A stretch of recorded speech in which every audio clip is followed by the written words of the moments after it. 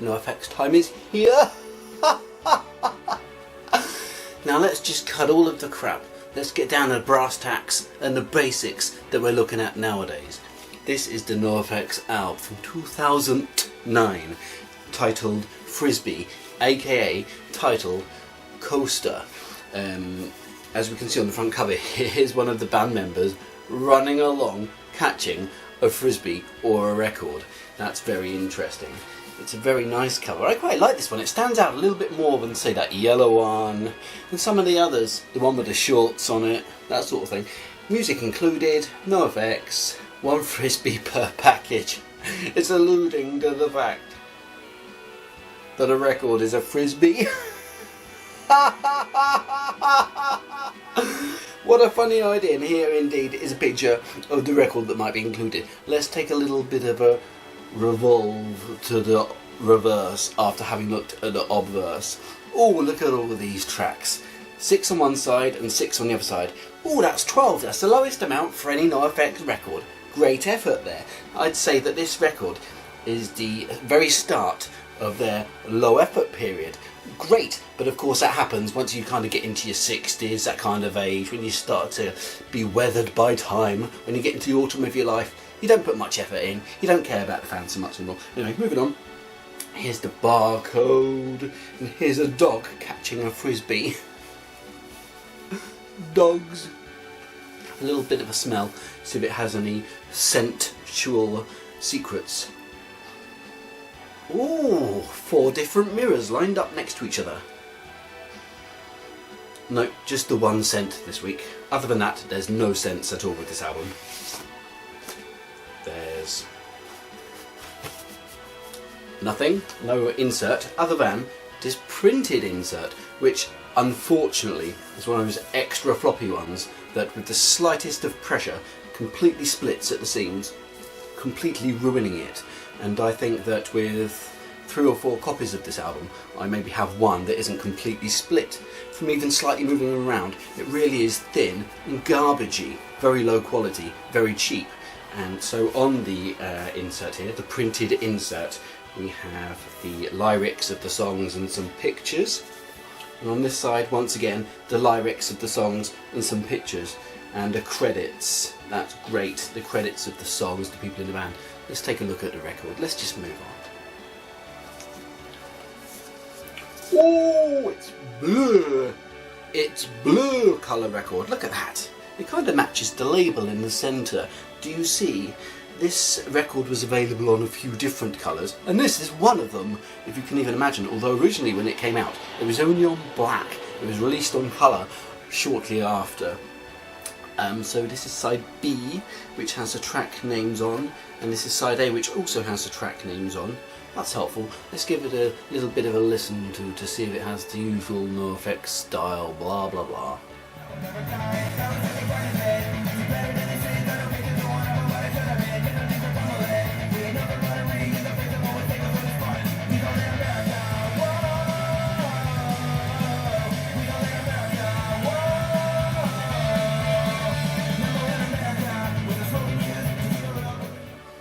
Well, it definitely sounds like NOFX, if not the top quality NOFX I'm used to. It still sounds like NOFX. Let's take it a spin over and see what side B sounds like, just in case it takes a real dive, just in case side B really makes me want to puke. Because, to be honest, on side 1 there's a song called Creepin' Out Tegan, which is a little bit like this kind of music that would make me want to puke. And hopefully, after this album, they don't make any more songs in that style. That'd be rubbish, wouldn't it, if they completely slowed down their tempo over the years and were lazy and boring. I hope that doesn't happen after this in 2009. Let's check out side B.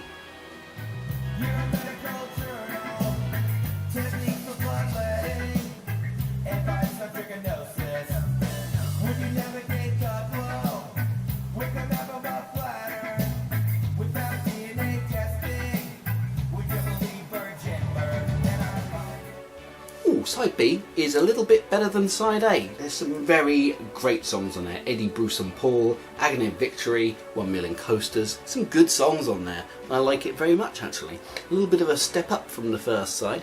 Doesn't completely save the album from being not one of the best. In fact, if I was to put this in order of NOFX albums, say like out of 12 or something, this would be about 8th, maybe 9th out of 12.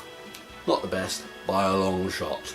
I'd rather listen to nearly any other NOFX album, but it does have some good songs, because unlike a lot of other bands, NOFX has a very high benchmark, so unfortunately, as an average, it's a little bit lower. And did you know that when this came out, initially, meaning originally, meaning at first, it had a pre-order bonus of a 7-inch which would come with it. And there was different ones, as you can see here, look at the stamp, there was different stamp colours. There was black and red and blue, and there was purple, and there was like green, and there was all these different colours. Can you see? They each came with a handwritten number above the band print here. So that's interesting. I think there was maybe 8 different variations of colour. 8 variations of colour amongst the stamped labels. So that's an extra collection to get if you're a NOFX collector. And if you weren't there to pre-order this album, then God help you, because they can become quite expensive to collect. God help you.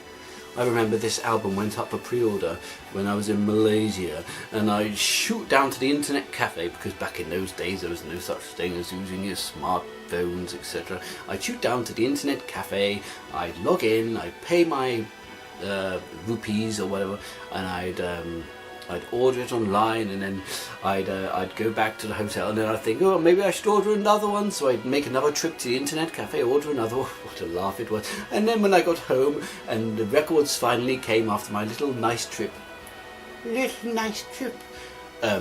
realised that I'd make a good choice by ordering multiple, because each came with a different label 7-inch record. Tip-top idea. So as a little bonus for you, I have some facts about this album that you probably didn't even know from my colleague Flinty. So I'm going to pass you over to Flinty to give you some facts about this album. Thank you very much for listening. And if you're interested in Flinty and his very good facts, my very interesting channel has lots of Flinty videos now where he discusses facts about both films and music. So go ahead and peruse. I'll see you soon, friends. G'day mates, this is Flinty, and today I'm bringing to you a couple of facts about the NOFX album, Coaster or Frisbee, that you didn't even know. So let's start off with fact number 1 about the album now. Number 1.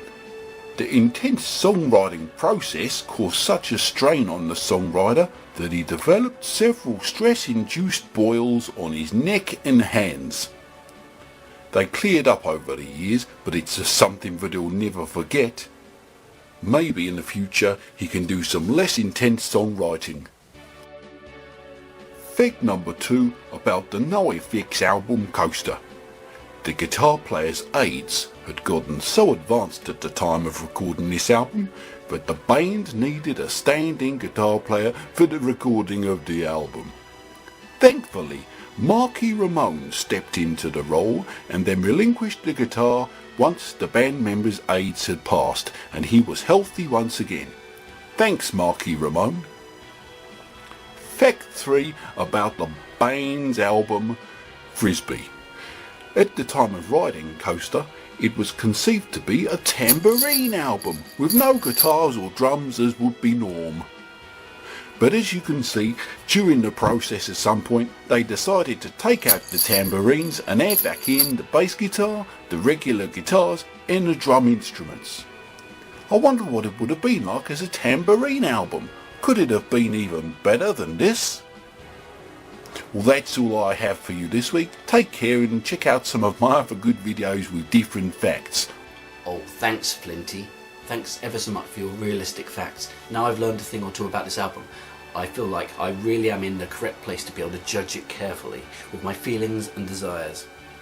So if I was to give this NOFX album a marking out of many, or in fact, let's be more advanced, a marking out of 21, I'd rate it, relative to NOFX albums, an 8 out of 21, unfortunately. But in the grander scheme of things, against other bands' albums, probably a 9 or a 10.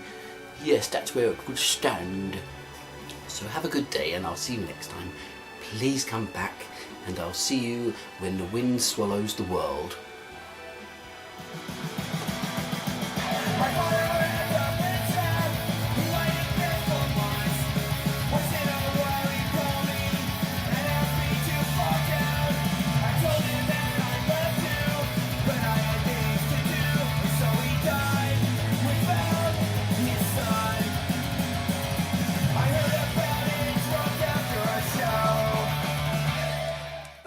Thank you ever so much for watching my very good video. Don't forget to subscribe to the Very Good channel and come back next week for another very good video. A video to watch. Now, it's a good video.